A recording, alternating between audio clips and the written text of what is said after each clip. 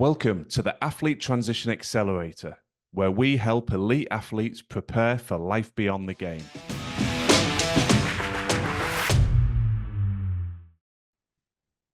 So we're here. Athlete Transition Accelerator is finally live. I'm delighted to be a co-founder along with my good friend, Carl Birch. As people will get to know with me, I can talk too much. So let's kick off with what it is. Carl, how would you surmise the mission of A.T.A, Athlete Transition Accelerator? For us, James, I think it's quite a simple one. We've created A.T.A with the mission to prepare athletes for life beyond the game. We have a system where we look to empower, inspire, and prepare athletes for what their second chapter brings along. Love it. That is the ultimate Ron Seal test. Does exactly what it says on the tin. And a question we often get is, well, that's great, but when do you start? When's the right time for elite athletes to start thinking about life beyond the game? Is it when they're 30? Is it just when they're retiring? Is it when they've sustained an injury? What's the right time? Yeah, it's an interesting question. We've had a few conversations where we've asked this question of athletes ourselves, and one thing that we picked up on was it's quite individual, it's quite personal. It depends on circumstances and where their heads are in terms of their career. But I think the big thing that came back was it's never too early. It's absolutely never too early. You never know when that day is going to come where it could potentially end. We both know sport could end at the click of a finger, whether that's injury, financial circumstances of your sport, you just don't know. So the tip at this point would be don't leave it too late. Get going with it, start looking for a passion. And as soon as you're ready to go, get going, start looking at life beyond the game. And I think that's right. There's no one size fits all. And showing my age, I'm going back 20 odd years when I started in that professional space. And I think everybody's got a sense of invincibility, irrespective of whether we're going back to that age or the current, sporting landscape. When you're younger, you think your career is going to stretch out forever. But we heard someone speak recently and they nailed it. They said that your chapter in life beyond sport will invariably always be longer than the sporting one. So you might be 20 years old, think, well, I'm going to play till I'm 35. Well, in very few sports does that allow you to retire. So if you're then coming out at 35 and you work till you're 60 or 65, that second chapter in industry and business is a lot longer. And I think that's an important context to frame the when.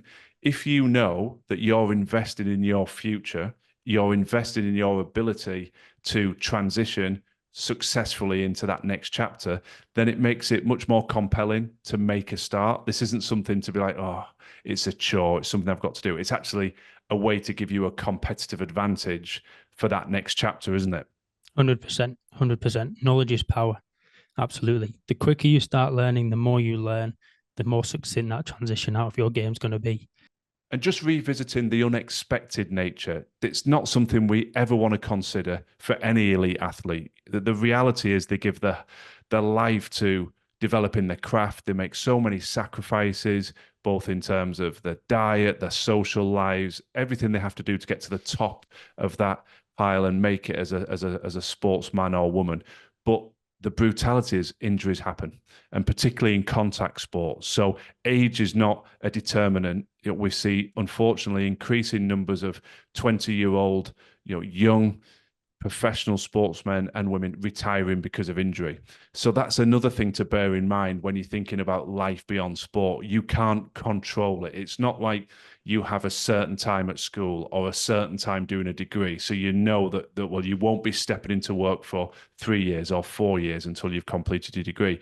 You could go out to play and sustain an injury, and that's all coming to an end. So actually knowing you've got this in the bank, knowing you've got different skills, qualifications, insights in the bank, it may be you don't need to draw on them for 5 years, 6 years, 7 years, but it could be in unfortunate circumstances that you're drawing on them in 2 months or 3 months. So James, we've just gone through the what is A.T.A, and we've had a quick chat about when to start preparing. The big question is, what is A.T.A going to do? How are we going to make this come to life? And it's a question that we're getting a lot in these early stages. So we've tried to dissect that into 4 pillars. And the 4 pillars of our approach to be able to help each and every athlete, irrespective where they are on their journey. So the 4 pillars are education. That's the first one. The second one is coaching and mentoring. The third one is industry visibility. And the fourth one is career placement. So I'll give a quick overview now of the first 2, and then I'll pass back to you to pick up on the third and fourth. So obviously knowledge is power. You said that earlier, Carl. And one of our big philosophies, and something that my occupation as a coach, a high performance coach, specializing in leadership and how we create and sustain high performance, is this notion of accelerated learning. And for any sportsman or woman listening, this will be very familiar to them. The reality in sport, in business, in life, in our opinion, is that very few people walk an untrodden path. Very few people are encountering a challenge that nobody else has ever faced, whether that's how you prepare to get yourself in the optimum physical condition to participate in your sport. People have done that before you. If you're trying to control diet, if you're trying to get to the optimum weight, people have done that before you. If you step out of sport and you talk more generically about how do you optimize your skills, how do you improve as a parent, how do you develop your relationships, it really doesn't matter what you pick in life. Very few people are doing something that no one else has done. So when you start with that frame of reference, to me, it makes perfect sense to say, how can you accelerate your learning? Why would you want to go and encounter stress, dead ends, adversity that other people have already encountered, have overcome, and developed a roadmap for overcoming it? It just feels completely negligent to go and be banging your head against the wall, doing things that you don't need to do.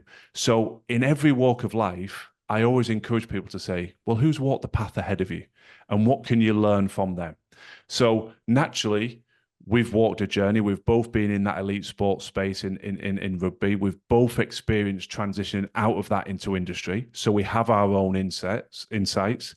And what's also exciting is we now get to interact with so many men and women that have also walked that path. So in addition to our own experience and insight, we're constantly building out our knowledge base of good practice and indeed bad practice, what's worked well for people, what facilitated a good transition, what didn't work so well. And that's what we draw upon. And so that's our knowledge library that we build out our educational programs. And those are a combination of some things are virtual, like this, some things are face-to-face. We're also going to be developing our membership site, which is close to launch, which allows people a much lower price point to be able to access content on their own time, commensurate with their own schedule. And then when you move into the coaching and mentoring, same principle applies. The education stuff's a bit more pushed out. We're delivering content and out it goes for you to digest and add to your toolbox, if you will, of skills and knowledge.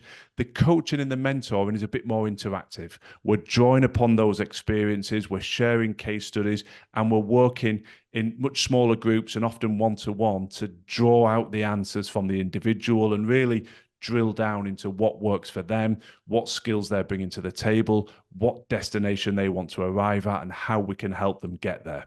So that's a probably 100-mile-an-hour overview of education and coaching and mentoring.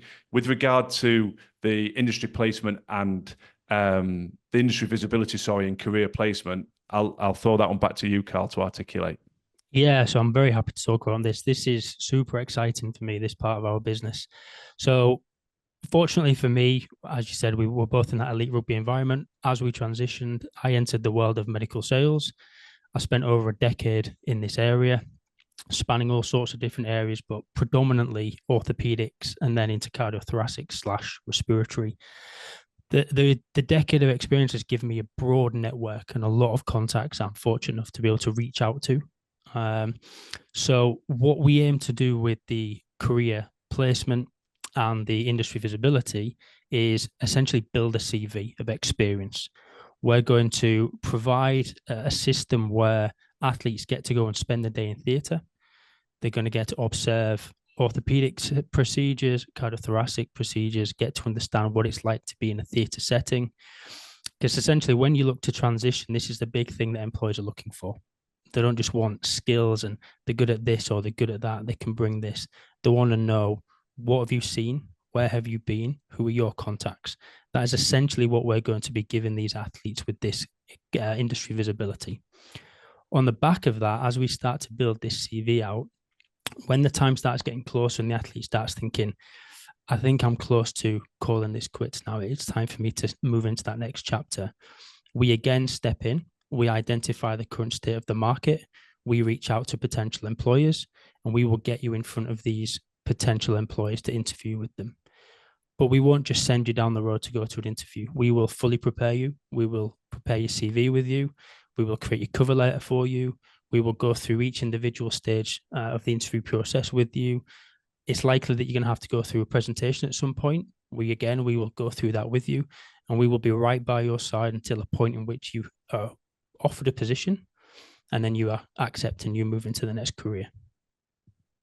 Love it. And I think this is the very epitome of accelerated learning. So there's a couple of things I want to just pick up that you said there.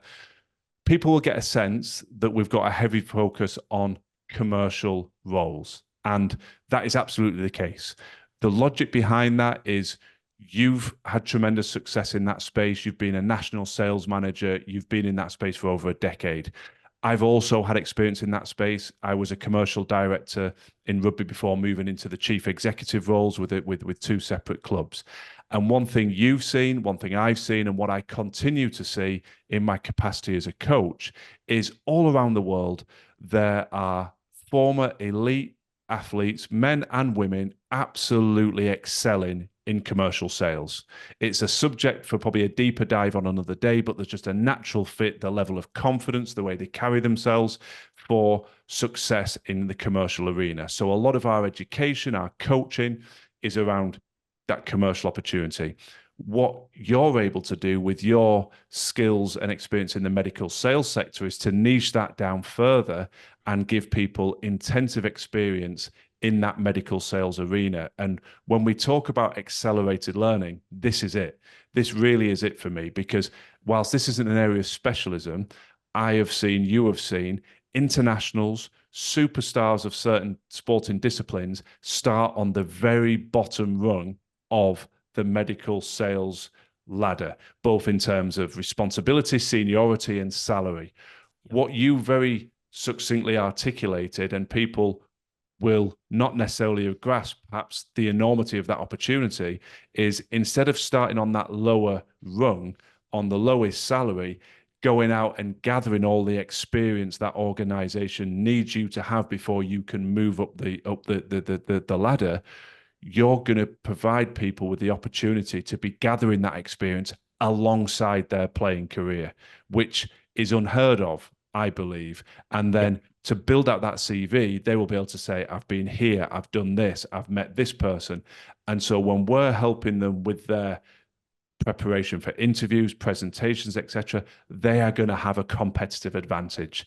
And every sportsman and woman listening to this fully embraces that desire for a competitive advantage. That's why people train that little bit harder. That's where I always remember Daley Thompson was the first person I ever heard talking about training on Christmas Day. There are so many examples in sport where people do things to get a competitive advantage. Well, this industry placement opportunity is all about that, isn't it? Yep, that's exactly what it's about. Absolutely. I think if I just very quickly break down the sort of the hierarchy of medical sales, you start as an associate typically, which is, like you mentioned, the bottom of the rung. You have no experience, no knowledge. Typically at that point, when hiring manager looking for individuals, they're looking at personality. Are they going to fit? How are they going to interact with the doctors? If you're successful, you will go in and you will spend 6 months, 18 months to 2 years, pretty much just learning your craft and understanding the day-to-day workings of medical sales. Above that is a territory manager. And financially, that difference is quite significant. It's quite large. It comes with extra responsibility. You've got more KPIs, there's more expectations of you. But the purpose of what we're doing is that financial sort of handover, if you like, when you go from sporting career to the next chapter, isn't a significant drop, which is currently where things are at right now. You go from elite athlete to an associate in medical sales, and it's a significant drop. We're putting in place a system where, like you mentioned quite nicely, you are still an everyday athlete. You're still going through your daily competition, but in your spare time, we're building a CV with you. We're getting you that experience. So when that time comes, you have that competitive advantage. You can go and apply straight for territory manager roles, because everything you would need to do as an associate to demonstrate you can be a territory manager, you'll have already done through the A.T.A system. We'll have already given you that experience. And you're not just going to be thrown out there by yourself, go speak to this doctor, go speak to that doctor. We will be with you every step of the way. We will prepare you for every possible eventuality.